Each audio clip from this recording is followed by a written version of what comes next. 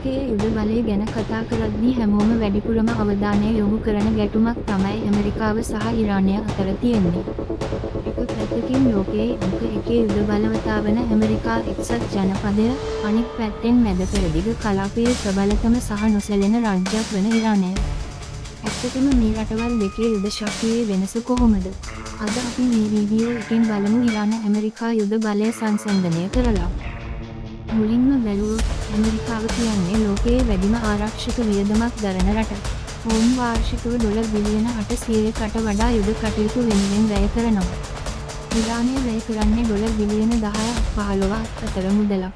ගෝලීය ශ්‍රේණිගත කිරීම අනුව ඇමරිකාව පළමු තැන ඉද්දී ඉරානය ඉන්නේ 14 වෙනි ස්ථානයේ. නමුත් ඉරානය කියන්නේ සල්ලි වලට වඩා තමන්ගේම දේශීය තාක්ෂණයෙන් යුද ශක්තිය ගොඩනගාගත්ත රටක්. ගුවන් බලය අතින් ඇමරිකාවට අභියෝග කරන්න ලෝකයේ කිසිම රටකට බැහැ. ඔවුන් සතුව ලොව දියුණුම F-35 සහ F-22 වැනි ස්ටීල් ප්‍රහාරක යානා ඇතුළුව යානා 13,000කට වඩා තිබෙනවා. ඉරානය සතු වන්නේ යානා 500ක් වැනි සුළු ප්‍රමාණයක්. හැබැයි උඩබිම් බලය ගත්තොත් ඉරානය සතුව ලක්ෂ 6කට ආසන්න පුහුණු සෙබළුන් පිරිසක් ඉන්නවා. ඒ වගේම ඔවුන්ගේ භූගෝලීය පිහිටීම නිසා ඕනෑම ගොඩබිම් ආක්‍රමණයකදී ඉරානයට විශාල වාසියක් තියෙනවා.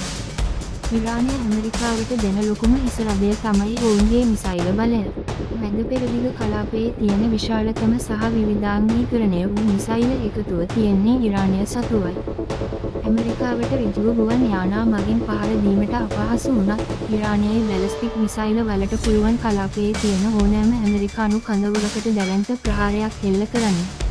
මුහුදෙහි ඇමරිකාව සතු දැවැන්ත ගුවන් යානා ගෙන යන නෞකා එයාක්‍රාෆ්ට් කැරියර්ස් වලට මුහුණ දෙන්න ඉරානය පාවිච්චි කරන්නේ වෙනස්ම උපක්‍රමයක්. ඔවුන් සතුව කුඩා නමුත් ඉතා වේගවත් ප්‍රහාරක යාත්‍රා විශාල ප්‍රමාණයක් තියෙනවා. මේවා පාවිච්චි කරලා හෝමුස් සමුද්‍ර සංගය වැනි පටු මුහුදු මාර්ග වසා දැමීමට ඉරානයට හැකියාව තිබෙනවා. ඒ වගේම ඔවුන්ගේ සබ්මැරීන බලකායක් ඉතාමත් ප්‍රබලයි. පිටියෙන් කිව්වොත් ඇමරිකාව සතුව ලෝකයේ දියුණුම තාක්ෂණය සහ සම්පත් තිබුණත් ඉරානය කියන්නේ තමන්ගේ දේශසීමා ඇතුළතදී පරාජය කරන්න ඉතාමත් අපහසු රටක්. මේ රටවල් දෙක අතර යුද්ධයක් ඇති වුණොත් ඒක මුළු ලෝකයේම ආර්ථිකයට සහ සාමයට තර්ජනයක් වෙනව නිසැකයි. ඔයාලා හිතන්නේ මේ රටවල් දෙකෙන් වඩා බලවත් කවුද? පහලින් කමෙන්ට් එකක් දාන්න. මේ වගේ වීඩියෝ දිගටම බලන්න අපේ channel එක subscribe කරන්න.